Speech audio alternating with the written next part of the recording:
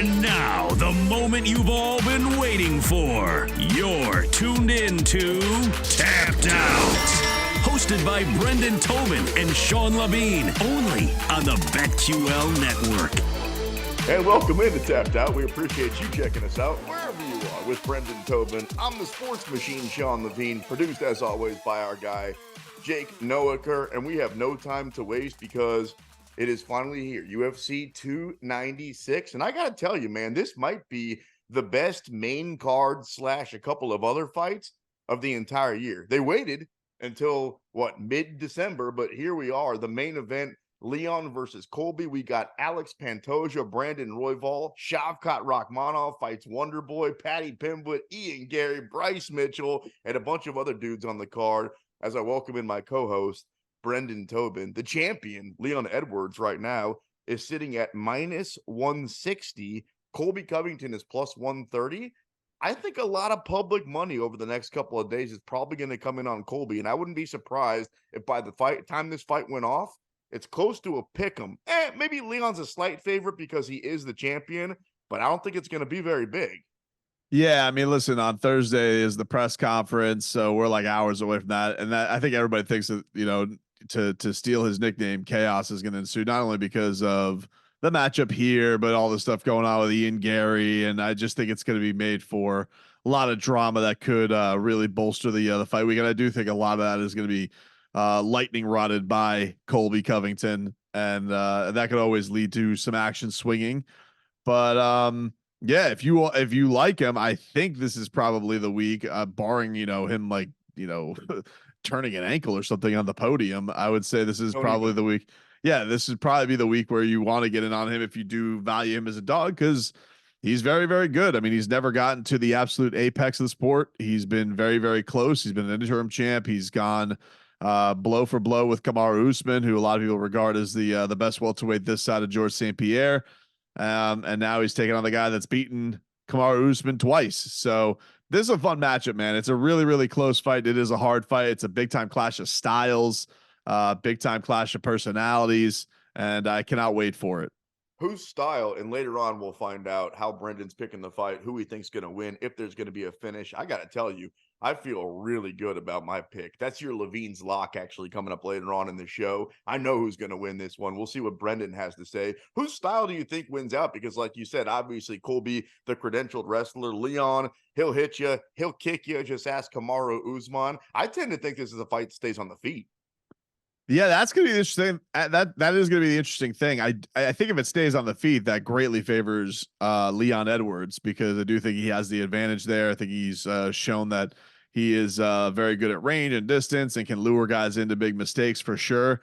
And Colby's going to want to try and pick his pace. Like, one of the things that's made Colby an absolute nightmare for strikers is just he's relentless on picking them up, putting them down, picking them up, putting them down. He doesn't necessarily, like a lot of grapplers, want to put you down and keep you down. He is totally fine with throwing strikes, getting you to the ground, getting you exhausted. It's a hell of a session that strikers go through, and he has made some of the best look really, really reluctant to throw, because once you're exhausted, you let your guard down a little bit. You put your hands down for the takedown, and then you're like, well, I don't want to get knocked out by Colby Covington. So they become gun shy. We saw it with Masvidal.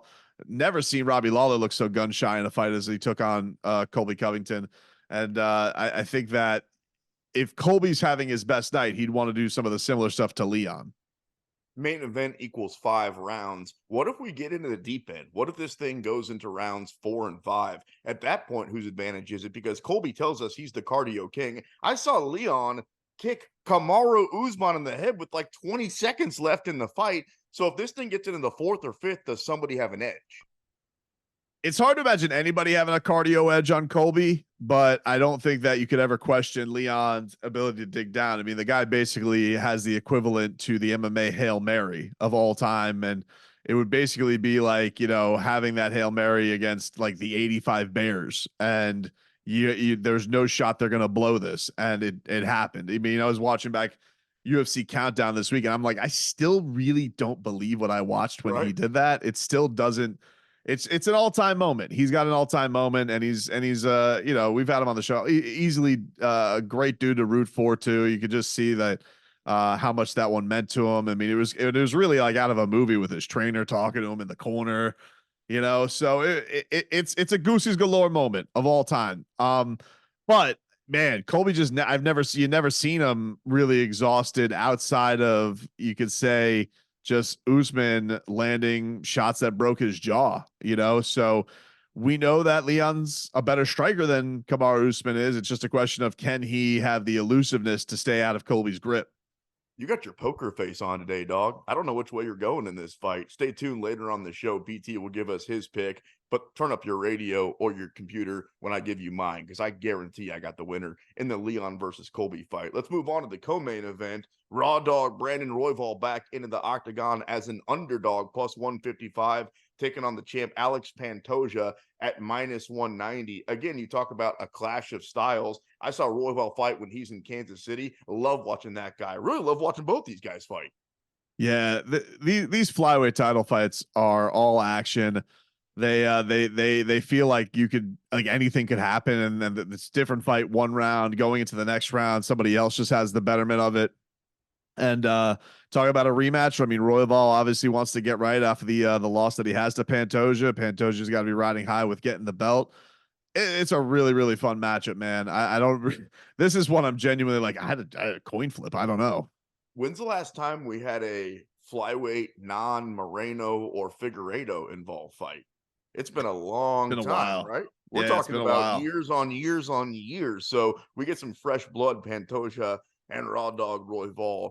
All right, Shavkat Rakhmonov steps into the octagon as a huge favorite. Dude, have you seen what this one's up to? Minus 600 right now at BetMGM. He's a minus 600. So if Wonder Boy can pull this one off, he's plus 425. It'll be one of the biggest upsets of the year. It's crazy because Wonder Boy is probably on the short list of the best strikers that have ever stepped into the octagon. He's got a great highlight reel. He can finish you with elbows. He can kick you. He's a karate expert, been a black belt since he was in the womb. And all that being said, I think everybody's going to take Shavkat to knock him out. Yeah, and that's the thing is with Shavkat, if you guys haven't watched him fight yet, and I do think that he still doesn't really get the rub that he deserves, and he's 17-0, undefeated, and finished every fight. Dude, every fight, and you never know, he's genuinely like one of these guys. You don't know how he's going to go finish it. You just know that he's going to go finish it. And in fact, I find it a little crazy that in some of the odds right now that decision is somehow closer odds than it is for KO. So if you like Shavkat by KO, I think people are probably just giving the respect there to Stephen Wonderboy Thompson. So maybe that's something that piques your interest, because the dude finishes fights. And I say this as a guy who is a huge Wonderboy fan. Sean has made fun of me for this because I watched him one time against Kevin Holland in Orlando, and I just was like, this guy's going to win. I need him to have his swan song title. This is not the matchup I thought he was going to get. This is like, you know, Shavkat is a shark, dude. And I think a lot of people are going to get introduced to him on this stage. This does feel like a bit of a showcase for him. You know, it's funny because people will talk about the Paddy Pimblett, Tony Ferguson fight as like, oh man, feel bad for Tony in that fight. I don't know, man. If it were to go with young killer versus old guy, that you may want to feel bad for somebody, it might be Wonder Boy getting in there with Shavkat. You know, it's just a big ask, I think, for Wonder Boy in this one. If Wonder Boy wins this fight, though, then I got to give you your flowers, and I think he calls out for the belt, and I think he gets a shot at it. That's what makes it so interesting. Is I'd be shocked if it happens, but I literally think if he wins, and I'm not just saying this because he's your guy and he's a friend of the show and he's a great guy, I legitimately think Dana gives him a shot at the title after that. I think so too, and I think it would be a fun matchup between, you know, whoever. If he were to fight Leon Edwards, I think that's a great matchup. If he were to fight Colby, I think that's a fun matchup. I think that Wonder Boy getting that last crack of the belt is a good one. The only guy who really can cry over this is Bilal Muhammad, which, you know, I get it. He would have a huge gripe of it, but come on, dude. Bilal's not going anywhere. I mean, Wonder Boy's pushing 40 if he's not 40 already. You got to give him, if he beats Shavkat, that's the I don't think Shavkat can do anything he could go and beat Steve Wonderboy Thompson in 10 seconds. I don't think that he deserves to get the title shot over over Bilal Muhammad. Ian Gary could, shoot fireworks out of his butt while getting a KO. I don't think that he deserves to get the shot over Bilal Muhammad. But if Stephen Wonderboy Thompson pulls off a win over Shavkat, that dude deserves to leapfrog. I saw my buddy Sear do that in college one time at a frat party. Fireworks right out of it. I'll tell you about it after the show. It was and he ended up at the hospital. Half of his crack got singed clothes. Craziest thing I've ever seen. That's Brendan Tobin on the Sports Machine, Sean Levine. You mentioned pushing 40. Tony Ferguson comes to mind. He's a plus 240 underdog against Patty the Batty Pimblett at minus 300. Before I figure out later on the show how you're going to pick this, what kind of public money do you think comes in? Do you think we're talking about pretty even? Yeah, I'm curious. This is one of those where I'd like to see what the influence is on the press conference and see like if that sways anybody.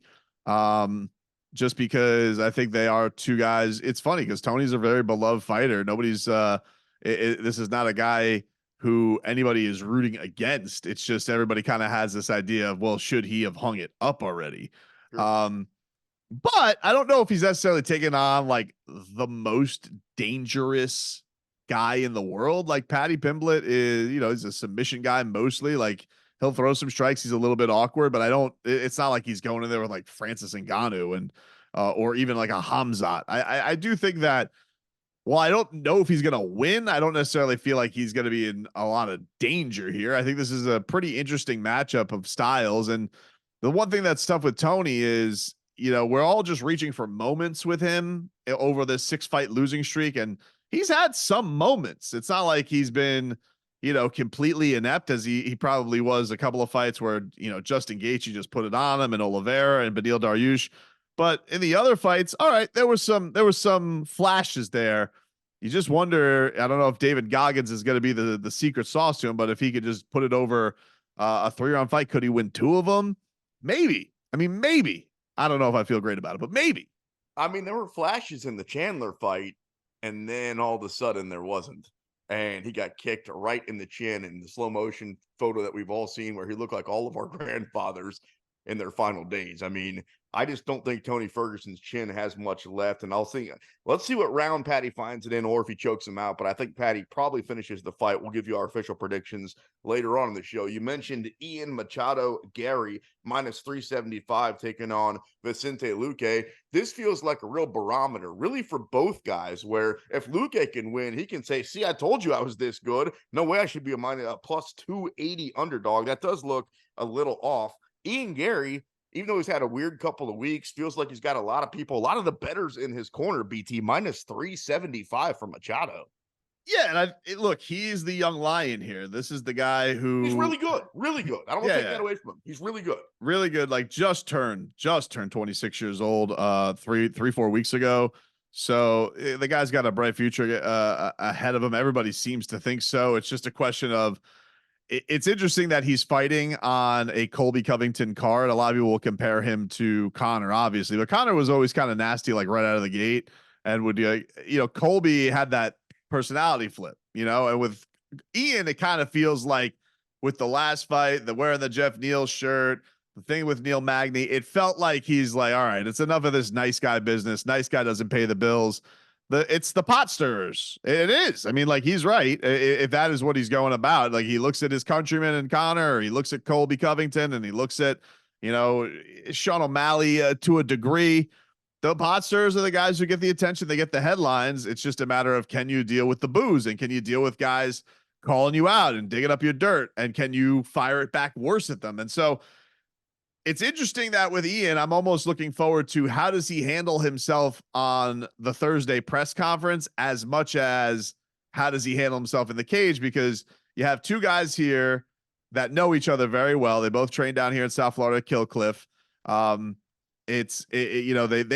out of everybody have seemed like they're very cordial with one another. So that's kind of interesting that they've gone into this very nice and respectful.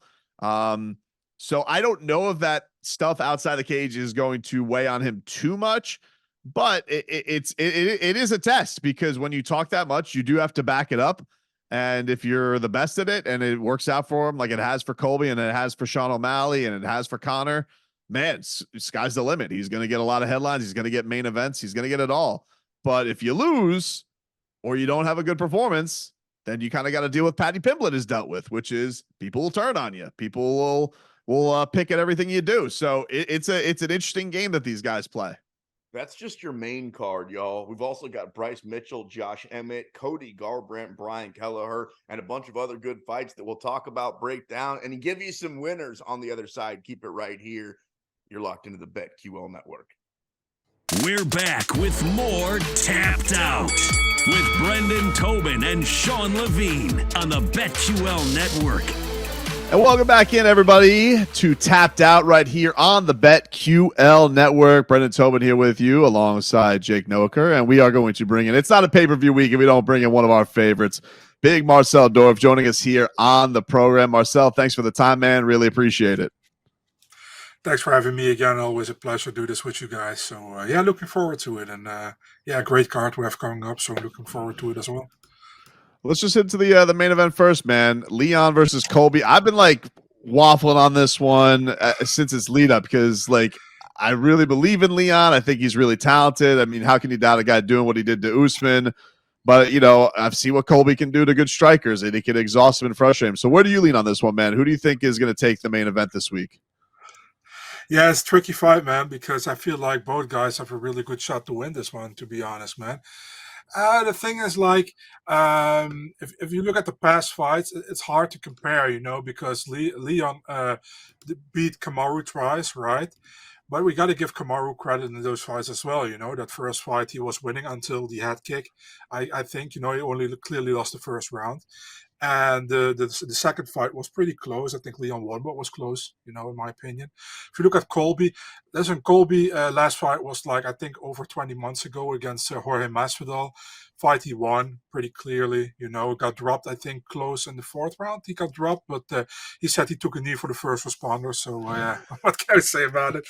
I mean, the thing is, I feel like Covington might be a difficult opponent, man, for Edwards, and that's because of the pressure. I think Colby has cardio for days. We all know that, and many people will probably say he hasn't fought for a long time, but I don't think he has. He sat still. You know what I mean? I think he developed, and the thing is with Leon, we know how his game plan is. He's a very and this sounds disrespectful, but I don't mean it that way. He's very basic, and with basic I mean he's good pretty much all round is a better word probably. He's pretty all round, but I think Colby is more of a better ground fighter, and I think Leon has the advantage in the stand-up. But I think that Colby can pressure him against the cage, trying to get him to the ground, and he can probably do that for 25 minutes, unless Leon lands something good, and he can finish the fight. So I'm leaning towards Colby by decision in this fight. That's how I lean. But if you ask me to put my house on it, I would never do it because it's too close of a fight, in my opinion. All right, so let's say you're right. Colby wins by decision. He's the new champ. Leon's already said he wants to move up, so this is a two-part question. One, who do you see Leon fighting up at middleweight? And two, who would you like to see Colby get a first defense against? I mean, first of all, I don't want to see Leon go up if he wins this fight. That's the first thing already. I don't think that should be happening. If he loses and he will go up at middleweight. I think there are so many possibilities, in middleweight. There are all new challenges, you can give him somebody in the top 5, you can give him somebody in the top 10, I would give him, for example, maybe a Marvin Vettori, because Marvin Vettori is actually still ranked high, but he lost his last fight pretty clearly to Jared Cannonier, so I mean that would be a good fight. I think it's a European fight matchup. They can do a fight night in Europe with those two, so I think that would make sense. For Colby, man, I mean, you cannot deny Bilal anymore. You just cannot, in my opinion. And I know people don't like his style of fighting, but I'm a purist. I think if you deserve a title shot, you should get it, and I think he deserves it. People will probably say but what if Shavkat wins spectacular against Thompson? I still think Bilal deserves it more. And listen, as much as I love I love to see Shavkat doing well because I think he's a super action-packed, entertaining fighter to watch, you know. And I don't think Bilal is super entertaining, but at the same time, Bilal has those wins, you know. He has those wins against Gilbert Burns, and people say Gilbert was injured after the first round, but that's not to Bilal's concern. You know what I mean? He won that fight, and that's what matters to him, and actually should be what mattering. Yeah, so Bilal should be the next in line, in my opinion. That's how I see it. Yeah, because we got we got some exciting action this weekend with a division with some young stars coming up with Ian and with Shavkat, but it does feel like this is kind of their coming out party. I don't know if either one of their wins, Marcel, lets them on that. Hey, now they get to the title shot yet. I think this is supposed to be like, hey, this is their introduction, almost like a, next to big fight, main event fight, and then they start getting into the title picture. Because as much as everybody and how awesome these guys are, I don't think that they're quite cooked yet for a main event championship fight. It feels like it'd be crazy to deny Bilal. I completely agree with you, man. I mean, Bilal has paid his dues. I think in the division, he showed that he won against people that people don't gave him a chance against. I remember the rematch against Luque. I was pretty high on Luque in that fight, and he completely shut him down, And in Burns fight, he also completely shut Burns down, So he cannot deny Bilal anymore, in my opinion, And with Shavkat, I think Shavkat is closer to the title fight than Ian Gary is, to be honest. At the same time, Shavkat is fighting down here, so he's fighting Thompson. But I mean, Thompson is still a huge name, to have on your resume as a win, So I understand it from that prospect. For Ian Gary, I mean, Vicente Luque, he's higher ranked than him. There's a chance for him to get closer to the top 10. I think. I think Gary is just outside the top 10, right? He's somewhere between 10, 15, I guess. Yeah, 11. I think that's about right. Yeah. 11. Yeah. So this is another step for him if he can pass that step in the right direction. So yeah, we'll see, man. I mean, at least we got some new contenders. Yeah. The only guy I think can leapfrog is if Wonder Boy knocks out Shavkat. That's the only, and I know these guys make fun of me all the time. I'm in the bag for Wonder Boy. He's a delight, but like he's old. If he knocks out Shavkat somehow, Marcel, that's the only guy I think should leapfrog Bilal. You beat the boogeyman. Nobody gave you a shot in hell to beat him. If he does something crazy like that, he's the only guy I think could deserve a title shot over Bilal. You're not wrong. You're crazy, but you're not wrong. I think Bilal would be super mad because Bilal beat Thompson. So he would be super mad. But at the same time, yeah, man. I mean, if Thompson wants to make his last run probably in the division, he has to win this fight. And spectacular probably. And I mean, despite the UFC last time, I think Dana kind of crapped on Thompson because of that fight against Pereira. I remember. I still they're still cool with each other, So if Thompson does a great work against Rachmanov, it's possible, definitely, man. But I think will be very tough, man. But hey, you never know. People gave Thompson like when he fought Kevin Holland, I think last December. Many people were like, "Yeah, Thompson is washed." Thompson won that fight, man, and he looked good in that fight. So I mean, we will see. I think it will be. I will think it's a tough task for Rachmanov this one, man, and it depends how he approach the fight, of course, because I think if he grapples with Thompson, he has a big advantage. But if he goes stand and bang with him, Thompson is super technical, man. You cannot just stand and bang with a guy like Thompson, And then Marcel, I mean, it's a stat card, but see on Twitter, people are saying Ferguson and Pimblett is the people's main event. So do you see any chance for Tony Ferguson in this one? Like, 2 years ago, we would be like, oh, Tony Ferguson's a minus 500 favorite. And now he's a big underdog. He's got David Goggins, the meme guy, in his corner. Like, what's going to happen in this fight, dude? Man, I mean, I hated it when it was announced for the simple reason that you put a guy with a 6-fight losing streak against a guy with a 6-fight winning streak. At the same time, when you look at the wins and the losses, Tony fought the who's in the division, you know what I mean? And he lost to those guys. And Pimblett fought like borderline UFC fighters, except for Gordon, which is a good one, but all these others. I mean, Levitt, okay, but I don't see him cracking any top 15, top 20 soon. And I think Van Romini and Vargas are not in the UFC anymore. So it's like it's difficult, I feel like if you ask me, if you put a gun to my head and say who is going to win, I probably pick Pimblett by decision, but I see. Listen, man. If Ferguson can implement his game plan and it can look like he looked early in the fight against Bobby Green, for example, or he can get that Ferguson back who looked like in the first round against Chandler, he can get it done, man. Because I still think Paddy isn't like top 20 material, top 25 material. Even I know the UFC thinks he is, but the UFC thinks more sometimes. But now let's be honest, man. In my opinion, he didn't want the Jared Gordon fight. Um, but then at the same time, he got a W behind his name, and you never know where it goes. I remember, and many people disagree with me. I don't think O'Malley beat Piotr Jan, but No, O'Malley's I the agree. champ now. Yeah, O'Malley's the champ now, and he deserved it by knocking out Sterling, in my opinion. But the way he went there is not the way he should have went there. That's just my opinion. But we can't say anything because he knocked out the champion. And if somehow Paddy gets past Ferguson, you know next fight, if Paddy beats Ferguson, Joe Rogan's going to introduce him. Paddy Pimblett, the man who beat former interim champion Tony Ferguson, and then he has that on his resume, and that's even more hype for a lot of people, you know what I mean? But come to the conclusion, sorry guys, I'm rambling too much. A decision for Paddy Pimblett, I think, but I wouldn't be surprised if Ferguson wins. And I have to be not biased, but man, I love to see it if Ferguson wins. Oh, it'd be awesome. Everybody, like, who's not like everybody? This is one of the most fan-friendly fighters, and to see him on these hard times sucks. I'd love to see Tony just get back in the win column. And yeah, it sucks for Paddy because everybody's kind of already on his ass about the last fight. But man, it would be so cool for Tony to get that moment. Yeah, for sure, man. But yeah, the thing is, listen, man, with Paddy doubles down on that. After that fight, he's like, "Yeah, it was a clear win. It was a clear win. I should have got fight of the night." I was like, "Dude, come on, man.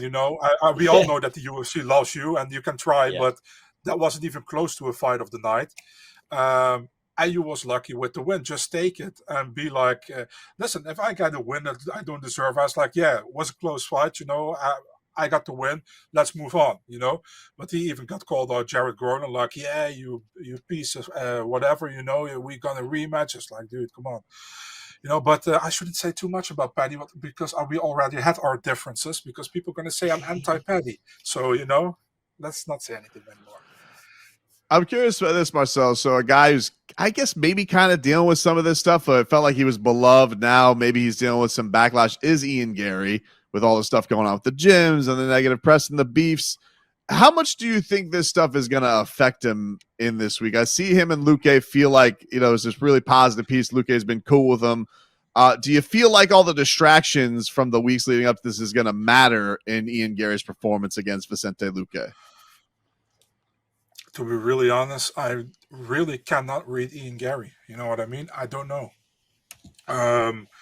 I think to many people it would take its toll, but at the same time, I don't feel any sympathy. You know what I mean? For the he brought up, if you can't dish if you dish it out, you have to accept it sometimes as well, And there are a lot of false narratives that like he got the name of his he got the last name of the ex of his wife, That's her maiden name. That's not that's not true, But I mean, the way he replied to it, it's like that people keep on going after him, And now he's putting out a promo. I don't know if you guys saw that on his Instagram. Like, oh, I'm not bothered. If you're not bothered, you don't talk about it. And I'm bothered sometimes by people, but I'm just letting it go. If I talk about it on Twitter, for example, people will come after me because they love it when you're bothered about something. It's just the way it is. And definitely with Gary, but talking about Jeff Neal, and then about the Neil Magny thing really annoyed me, actually. Jeff Neal, I was like, yeah, okay, not my style, but whatever. But the Neil Magny thing, he's even in trouble with the custody of his kids because of that, and that's really like pretty much crossing the line to me, and to even double down again afterwards, like I didn't say anything wrong. I was like, dude, and now we got Sean Strickland behind his ass. I mean, and then he's going to ask Sean Strickland to apologize via DM. I mean, what did you think would happen when you go to Sean Strickland's DM and ask for him to apologize? It's like it's getting even worse. It's just stupid. So, but listen, the fighter Ian Gary is super talented. You cannot say anything about it. He's super talented. And he got his chin. He got tested against Song Kenan. That chin, almost got knocked out. Came back and knocked Song Kenan out. And the Rodriguez fight was impressive. The Magny fight, I really feel in the Magny fight that he could have finished him, but he didn't because he wanted to punish him more. That's the feeling that I had, and I don't like that either. So for me, it's like, do I think he beats Vicente Luque? I feel like he doesn't accept fights if he don't think he's going to win. He knows how Vicente Luque fights. He trained with him before. Vicente Luque, one of the nicest guys ever. I interviewed him as well. I mean, I made a big mistake starting that interview with Vicente Luque, and I'm like, can I please do it again? And he was like, yeah, go ahead, no problem. It's like, okay, cool, because I forgot who he was fighting again. Sorry if I can't say that word. I was in my introduction, and I was like, Vicente Luque, he's fighting. I was like, it was Jeff Neal, and I was like, I got to completely draw a blank. So I was like, he's fighting on this Saturday's card against a very good opponent, Jeff Neal. I was like, Vicente, please, can I do this again? He's like, yeah, sure, no problem, bro. I said, thank you. So he's a super cool guy. He could have said, like, dude, what the hell are you doing? But yeah, I mean, listen, Vicente Luque has all my sympathy. I think he's a great fighter. He came back after that brain hemorrhage he had, and he looked good against RDA, in my opinion. But this is like a young guy, a guy with a lot of dreams who he's going to fight against, and a guy with a chip on his shoulder now. Because, man, that press conference is going to be nuts on Friday. It's going to on Thursday. It's going to be nuts. And I'm looking forward to it, how he holds himself there. But I think he's very talented. I don't like the persona he's trying to put out, but I like his fighting style. So I think he's going to win. I don't think he finishes Luke. I think he gets him to a decision. But yeah, I think he will win the fight. So I would say Ian Gary by decision would be my goal here. He's Big Marcel Dorff. He is one of our favorites on the program. Go follow him on X at Big Marcel24. Thanks for the time, my friend. Thank you, guys. Always a pleasure. Thank you. Always a pleasure to be here. And whenever you need me, you know to find me. Thanks, guys.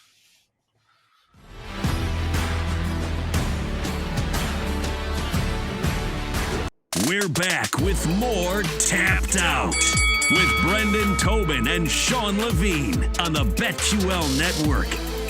With Brendan Tobin on the Sports Machine, Sean Levine, and all sorts of stuff going on in the world of combat. Lots of fight announcements this week, BT. Let's go ahead and get to them. Coming up on February 17th, Merab is back in the octagon taking on Henry Cejudo at UFC 298. Do you have an early lean on that one?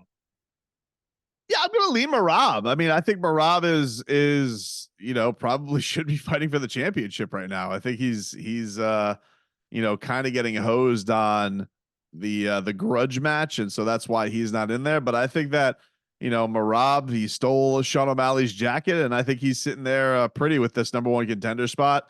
Man, that guy, his last time out against Petr Yan, I mean, he was so dominant, and I don't know, man. I don't know, Henry. It's cool having Henry back. I don't think it's hit quite as much as people thought it would. But I just think Merab's he's that dude right now, and I lean him in this early going. You remember what the odds were going into that fight you were just talking about, Merab versus Petr Yan? I don't. Dude, Merab was a plus 350. Crazy. He was a huge underdog, and he went out there and whooped that ass. Then he got injured. Then he didn't want to fight Aljo. You're right. He probably should be fighting for the belt. All right, let's move on. UFC 299. Where's that one taking place? Remind me. Right here in the 305, my friend. Damn right. It's going down in Miami. Main event. Sugar Sean O'Malley, the rematch versus Cheeto Vera. Did you see O'Malley tweeted out, I think it was last night, maybe this morning, that he'd be very surprised if he doesn't knock out Cheeto Vera. I'm very surprised that he had to vocalize that. I mean, doesn't everybody think that's his plan? I would think so. I mean, I think, like, look, Sean O'Malley is coming off a great knockout to win the championship. I think he's obviously got to eradicate a lot of stuff with this one. We've talked a lot about Cheeto. I'd love to see Cheeto win the championship just because he's he just, I think is just a real one. He's been on the show twice. He's come on twice. Yeah, I really like Cheeto Vera, and I think it'd be awesome if he won the championship. But I do think he plays with fire in these fights. I think that He starts too slow. He looks for the bomb. He looks for the home run. I think that's a dangerous game against Sean O'Malley, especially a Sean O'Malley who's a little bit more seasoned now, is a little bit older, and we saw this with Sandhagen. Like when you have guys who can measure distance like that, you gotta get him some respect early on. You can't just sit there and be picked apart the whole time. So I think that Sean does have a little bit of an edge going into this one, even with Cheeto having the win on his resume against him. O'Malley's resume, though, is really, it's starting to get really cool because he told us he was going to do this. He had the look. It was the plan. But most of the time, that never actually comes to fruition. You start to look, you mentioned beating Piotr Jan, wildly impressive. At that time, Jan was top 10 pound for pound. I mean, you knocked out Aljamain Sterling. He's starting to get some pretty good wins on that resume. Obviously, the highlight reel has always been fun. Jack Della Magdalena versus your boy on that card, Gilbert Burns in Miami. Gil fighting in Miami, man. I mean, I don't want to say there's a lot of pressure, but that feels a lot like Derek Lewis fighting in Houston, if you know what I'm saying. I see what you're saying, but the last time he did it against, Miami's favorite son, Jorge Masvidal, and he dominated him, so I think that Gilbert is going to have a fun time there. He might have his old friend Raheem Mostert, the touchdown machine for the Dolphins, ringside octagon side for him. A lot of the stars are going to come out for that fight that night, but I think that that's an interesting fight, man, because Gilbert is kind of going in there, and this just speaks to the badassery that is Gilbert Burns, because it's like, what does Gilbert Burns really get out of fighting Jack Della Maddalena, who's 11th right now, I think, at welterweight? So he's really on the up and up. He's kind of on the shell of the up and comers, and very talented. We saw what he did. He got his win last time against Kevin Holland, but I'm kind of surprised Gilbert took the fight, to be honest with you. I was like, really? That's interesting. Now maybe he looks at the last couple performances of Jack. He hasn't been as dominant. He hasn't been as devastating as he was on the early come up. But I don't know, man. That's an interesting matchup for me. But the one thing that you got to be concerned about with Gilbert is he's coming off a shoulder injury, and that's not the easiest thing to come back from, especially a guy who's a good grappler like him. So interested to see how that goes. We know Magdalena is got some of the best boxing in the pocket out of anybody in MMA. So be interesting clash of styles. But I don't think the atmosphere in Miami is going to get to Gilbert. I think if anything, that benefits him. Dana's hooking you guys up down there in South Beach. So great main event, O'Malley Cheetah, Jack Della Magdalena versus Miami's own Gilbert Burns. And then he just added Curtis Blades versus Jailton Almeida.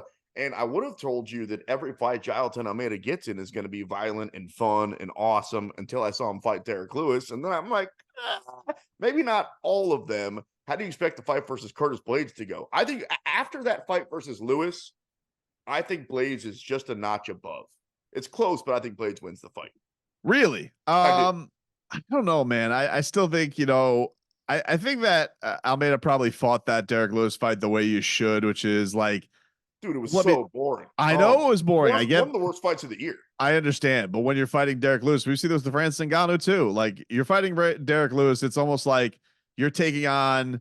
Do you want to get into a point match when you could just run the ball and win the game? Do you want to do something stupid where the ball can get picked off? No. What you want to do is just be boring, get the win. Don't do what the Dolphins did this week, which is get too cute and blow a 14-point lead, which hadn't been done in 737 games. So what you want to do is just get the win. Let's move on. This wasn't even the fight I was supposed to have.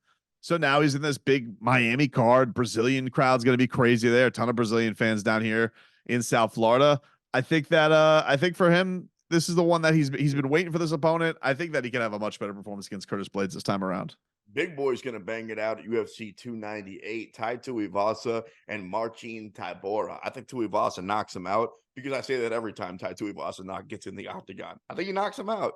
Needs it. I mean, we talk a lot about the the knockout, the big boys. He has a lot of He's Derek. Streaky, isn't he? He is streaky. He's got a lot of Derek Lewis to him. I really think does. that he he needs to get a good win under his belt. Marcin Tybura seems like about the quality of fighter that he should be taking on, and if he does get him, we could be getting shoeys. But right now he is on a 3-fight losing streak. Lost to Cyril Gahn, Great fight, back and forth, probably the most Great competitive. fight. Pavlovich was not competitive at all. He lost in less than a minute. And then Volkov, he got choked out. So he is in big need of a win.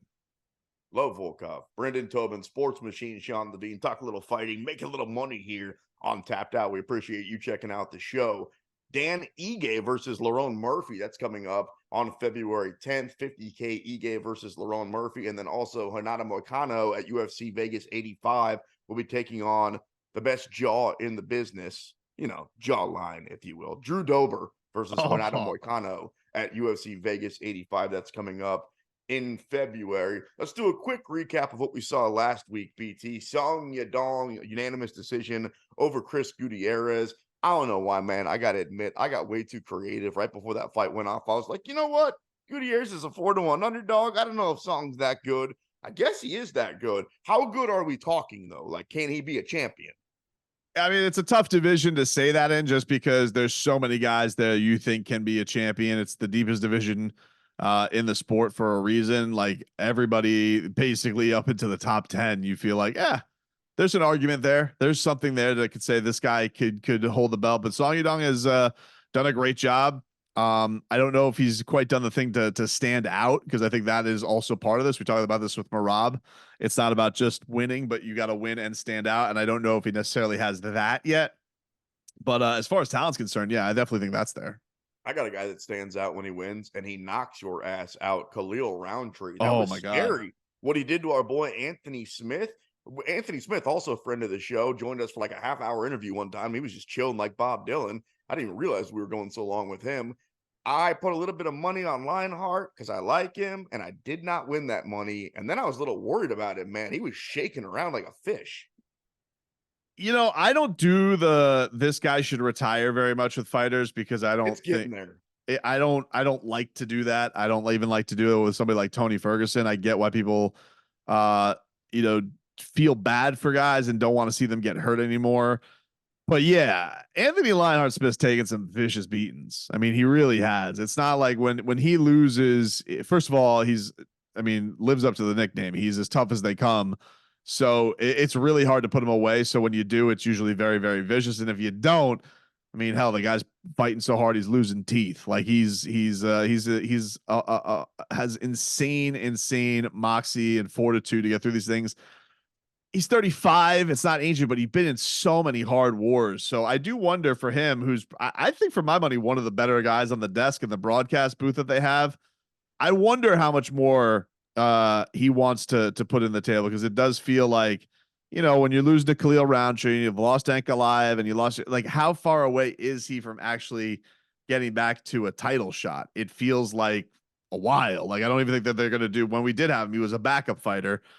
I don't even think they're going to knock on his door for that anytime soon. So very curious to see what what future lies for Anthony Smith. He's now all the way down to the bottom of the top 10, but we'll see. That's because the division does feel like it's got a lot of sharks in it with the champ of Bajeda and Jamal Hill's health, and still got Yuri and Ankalaev and Alexander Rakic if he can get a damn fight. So there's a lot of talented guys there. I don't necessarily know where the path is for Lionheart.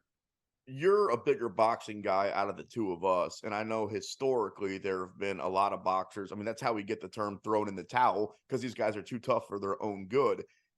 Most of the time in the UFC, in mixed martial arts altogether, maybe it's because you can choke a guy out or you can put him in a Kimura. There's different ways to win fights opposed to in boxing.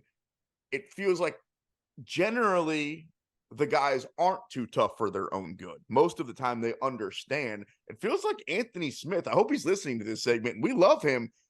He's definitely too tough for his own good, and he's also too damn stubborn.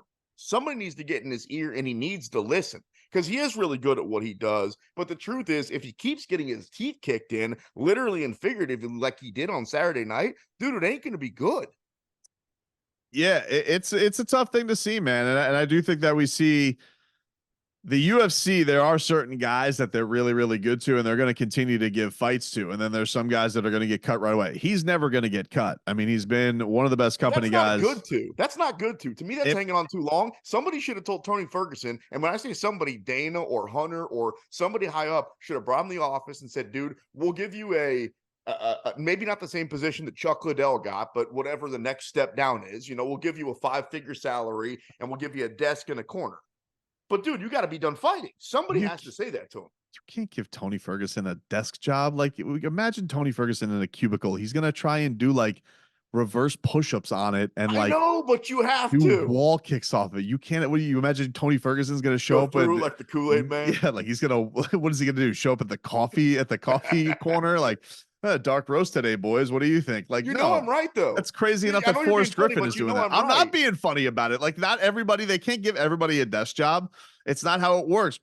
I'm just saying with a guy like Anthony Smith, it does feel like I just don't know what else is there for Anthony Smith. And Anthony Smith already seems like he does have the job that he's really good at after this. He's very, very good. He's a very good broadcaster. Not everybody is going to be a good broadcaster. Not everybody. He has that down. He's one of the better guys that they got on that desk. And I just think that if he's not going to fight, if he's not going to retire, I definitely think after a loss like that, take a while off, Dude, hang him up. Brendan Tobin, Sports Machine Sean Levine. Coming up in the final segment, we make some money together. The method to the madness. We pick all the fights of UFC 296 right here on Tapped Out.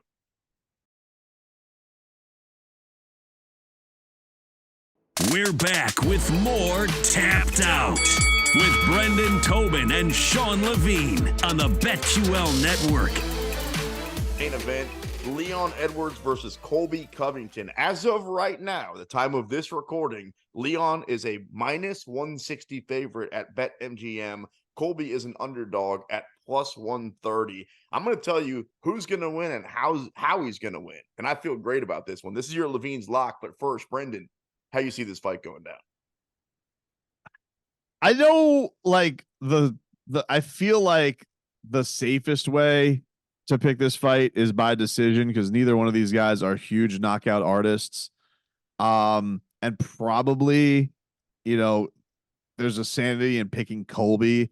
I'm actually kind of surprised he's a slight dog right now. I would have figured Leon was going to be a slight dog going into this one because I do figure usually when we do odds, I'm telling you guys, 99 out of 100 times the guy who has the grappling advantage is the favorite just because there's just a better path to go get rounds.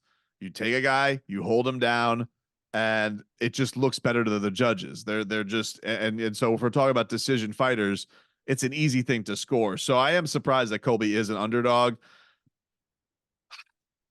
But I'm picking Leon Edwards, and I'm taking him by KO. There we go. I'm picking him 4-1. I'm not putting a ton on it, but I'll put a little something on it. And we'll see what hits. But I'm taking Leon Edwards by knockout. It's flirting with 4-1 right now. I think it'll probably be even fatter by the time we get to fight night. And that's the way I'm playing it. He says headshot dead. All right. So he has Leon with the knockout, which obviously he is very capable of doing. You said it was boring. You said that a lot of people were going to put their money on it. And that is me because that is how the fight is going to go down. Colby's going to win this fight by decision. And actually, you can get kind of good money on it right now. It's plus 225. And honestly, surprised by that. Feet to the fire. If you ask me, Sean, what's the most likely outcome for this fight to finish? I would tell you Colby, and he wins probably 3 rounds to 2 since it's a 5-round fight. So plus 225. I like the odds on it, although I also like the brass that you have on you to take Leon by knockout. All right. Brandon Royval, Raw Dog, back in the octagon, plus 155 underdog, taking on the champion, Alejandro Pantoja, at minus 190. I actually think that one goes the other way, where the champion gets some respect on fight night and probably goes off at 2-1. Are you willing to pay that? Not straight up, but I think that, we've seen this dance before, and Alejandro won this fight by submission before. I think Royval is an absolute badass. I mean, there's some, if you think that he can do something, he's fast, gets some sick finishes. There's some KO props that are like plus 350 for him to win by that. But, I'm going to take it a little bit better. I think Pantoja gets the win by submission. It's plus 145 right now. And I think that's where he's going to rock. I think that he gets it. He keeps his belt and wins this one and brings it back to the belt stays at ATT. Yeah, no. In the words of the great No. late ODB, baby, I like it raw. Raw dog, man. I'm telling you, Brandon Royval stays in the winning streak. And I like that plus 350. I think he finishes the fight. And I think Royval by knockout. And he takes the belt. I actually think that he's been good enough to be the champion for the last few years. All right. I'm pretty sure we're both on the same side. Shavkat Rakhmonov a minus 600. He said a minus 600 favorite versus Wonder Boy. We both have Rakhmonov, right? I know it pains you. Yeah. I know it pains you, but you're trying to make some Yeah. money here. Wonder Boy by KO is plus 1,200. 1,200? Plus 1,200. Say it again. 1,200? Plus 1,200. Ooh, he's knocked out a couple of people. He can knock people. Okay. I hear you. I That's mean, good odds. I'm being serious. That's good odds. honestly, Wonder Boy by points. Wonder Boy by points is 9-1 right now. Yeah. I'm pretty sure. No, Shavkat, if you give him 3 rounds, he'll take off his head somehow, one way or another. I agree with you. I love Wonder Boy, and I would love the storybook ending. This is a crazy fight for him to take. I can't believe that he agreed to it. That shows the brass ones on him. But I've been a Shavkat guy. I think that he wins this one. I'm going to take him actually by submission. I think he chokes him out. I actually have the opposite opinion. I'm surprised that Shavkat took the fight. Yeah, it's Wonder Boy, future Hall of Famer, but what do you gain by beating him? Everybody already thinks the world of you. If you're Wonder Boy, you win this fight, you fight for the title, dude. He's got everything to gain. I think the reason you take it is because, first of all, he's from Kazakhstan, so you don't understand him. You just know he wears a cool ass hat to the He does have a great hat. to the octagon. I think you do it because you know that Steve Wonderboy Thompson's going to talk you up all week. He's a very classy guy, and he goes, "Yeah, you know I'm crazy for taking this one." So I feel like you use it as Wonderboy being your PR guy all week. The NMF, as they call Wonder Boy. Yeah, Shavkat knocks him out. Round 1. You can get good money on it too. Right now at BetMGM, 5-1 that he gets knocked out in the first round. And again, I think that's probably the most likely thing to happen because Wonder Boy's willing to get into a firefight. Even in the past, when he's knocked guys out, it's not like, well, there have been a couple of cases where he's knocked guys out late, but also he's knocked guys out in the first round. He's knocked guys out in the middle of a fight. He's always looking to strike. So I think it's a fight that stays on his feet, which sometimes is good for Wonder Boy. I think it's good for Shavkat coming up on Saturday in Vegas. This one, again, I have no idea which way you're going. Minus 300 right now at BetMGM. Paddy the Baddy is the favorite against everybody's favorite fighter, El Kakui, Tony Ferguson, as an underdog at plus 240. Yeah, dude, Do it. I'm betting on El Kakui. There you I'm go. doing it. I just, I can't, like, my heart couldn't get me to Wonder Boy because that's nuts. But there's just something about Tony. Maybe it's the training with Goggins. I don't know. But I think Tony is going to get it done. And something even tells me I think he's going to choke him out.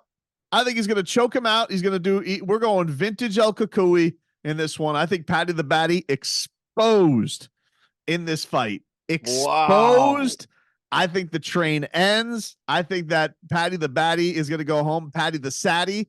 And we got to move on and just say, hey, we apologize to El Kakui, and he's all the way back. Wow. Dude, the crowd would go nuts. That would probably be the most popular thing that could oh my God. That'd be more popular than anything that could happen in Colby versus Leon, because I'm curious how the crowd is rooting for that one. You'd think at some point they get behind the American, which is Colby. But dude, you want to talk about an American taking out a guy from overseas? If Tony Ferguson does what you're talking about and chokes out Paddy Pimblett, the roof is going to come off T-Mobile in Las Vegas. But I'm here to tell you that ain't going to happen. Here's what's going to happen. I think Paddy knocks him out. I think Tony's. Yeah, I think Tony's. Oh. Here's the thing. Paddy needs a big time popular finish win type, real convincing, because last time out he got the win, but we all know that he shouldn't have. I also think we've seen that it takes Paddy a while sometimes, right? He's not one of those guys that comes out really good, hot as a starter. He's a little slow. So give me Paddy knockout in round 3. A couple of those finishes, I'm thinking the Bobby Green fight, the Nate Diaz fight, they went pretty deep until Tony got finished. So I think Tony gets finished again by knockout. Paddy in the third at 16-1 odds. Good odds on that one. 16-1 plus 1,600. Paddy, third round knockout. Minus 375 is Ian Machado Gary versus the underdog Vicente Luque at plus 280. How's this fight going down? Is it going to finish? Man, that's a good question. These guys know each other so well. I don't think it's going to finish. I think that Machado Gary is going to end up winning by decision. But it would be interesting. It's going to be interesting to see how Machado Gary handles this week and see if Ian is like looking to make a statement because of what everybody's been saying and a lot of pressure on him. But two guys who know each other obviously very well. They've trained together. But I'm going to go with the young guy. I think he gets the win. I think he finishes it. I think he finishes it though on the scorecards. I don't think he gets the finish. Is that because of what happened last time? Because Ian Gary, I felt like he could have finished his last fight, and he was almost like the snake playing with the mouse. Like, dude, just eat him. That's why I think Ian Gary wins by decision also at plus 180. Because for whatever reason, he doesn't feel like he wants to finish fights. Sometimes he feels like he just wants to be in there. I just think that the reason I'm going that way is just because I think that these guys know each other so well. And so I think that Luque can survive the onslaught. I think he knows his opponent. And I think he's a little bit better than Neil Magny. I think that this is just a little bit of a step up. He's more well-rounded. You got to be wary of some more things because he can finish you on the feet. He can submit you. Like if you get caught in something, Luque's dangerous, dude. I mean, Luque is, he's one of these guys that was kind of on the fringe of contending, a lot like Beneil Dariush at lightweight. Like he was kind of like everybody's little darling, and then he got hurt. He had was it something, an aneurysm or something like that. He had like some kind of thing that held him out, and he just never quite been the same since. But mind you, this guy has skills. I mean, he's really, really talented. He is really dangerous. He's got experience. I just think that the young lion is going to go safe on this one, and Gary is going to win this one, but it's going to be on the cards. All right, a couple of other really fun fights not on the main card I want to get your thoughts on before we wrap things up. Bryce Mitchell, our guy, minus 225 versus our other guy multiple times on the show, Josh Emmett, the underdog at plus 185. Where's your money going? Good question, man. I'm going strictly with Josh Emmett just because he's the dog. I think that, it's interesting that you have Bryce Mitchell almost in the same position that he was in when Topuria was the late replacement, and he goes, I didn't want to replace that. And then he was all of a sudden he went from the favorite to the dog like overnight, and it was true. Yeah, he got his ass whooped. Yeah, he really did. I don't know, man. With Bryce Mitchell, it's interesting. I want to know how much he's growing and how much he's improving. Obviously, he's a bit of a fan darling because of the camo shorts, twist of the bull. He's adorable to talk to sometimes. Eats chicken eggs right out of the tap. So do you. Yep. Try that on the show. Didn't go well for me. No. I just like Emmett as a dog. He's like perennial puncher's chance. That he's got those nukes in his hand. And I think that could be trouble for Bryce Mitchell. If Bryce Mitchell gets out of the first round, he'll probably win. But I think that Josh Emmett can finish this one early. Emmett, member, was fighting for a chance to win the title not that long ago, plus 185 underdog money. Bryce Mitchell by Twister. I don't know what kind of odds you can get on that, but they got to be pretty good. All right, last one. Cody Garbrandt, a favorite, minus 200. I got to say, man, I can't believe Cody's a favorite against anybody these days, taking on Brian Kelleher at plus 165. Are you looking at that number like I am and going, I'll just play the underdog? And I love Cody. Best tattoos in the game. Look, he's back at 135 for this one. So it's better. He got a win last time. It's not like he's not in Tony Ferguson land where he's like lost 6 in a row. That's fair. Kelleher is solid. I mean, it's not taking on like, an absolute, but you're taking on a solid guy. I don't know how dangerous he is all around. I think this is a winnable fight for Cody. I just think he's the more talented guy. So I'm going with no love to keep it going and put a couple in the row. I'm going with Brian Kelleher to do what a lot of people have done, which is knock out Cody in the second round. That's kind of been the common denominator. What a fun card. Main event UFC 296. Leon Edwards, a minus 160 favorite against Colby Chaos Covington. For my co-host, Brendan Tobin, and my producer, Jake Noaker, we appreciate the legendary Marcel Dorfer stopping by. I'm the sports machine, Sean Levine. Enjoy the fights, and we'll catch you next week right here. Like when you go with these guys that are so chaotic, Wonder Boy, like dealing with a violent fight like that, how do you tap into the instincts, man? Like we've seen guys like Poirier, yourself, like when it's like bloody and you got to like just take down you versus damn Holland. Like, how do you keep technique when it is kind of just like at that animalistic part of round 4, round 5, and you still got to get through this damn thing? Man, it's part of training, the conditioning process that we all as fighters go through. You kind of get accustomed to taking the punishment, dishing it out. You spend years being the nail before you become the hammer. And when you're out there in a fight, yeah, you may get cut or you may end up breaking a hand, but you realize that, you have a job to do out there and you got to do what it takes to get it done. And you can't give up. It's one of those, like they said, you got to either come back with your shield or you come back on it. And that's the kind of mindset you have to have when you step out there in the cage. It's that gladiator mindset. So you kind of tap into that whenever you're out there fighting.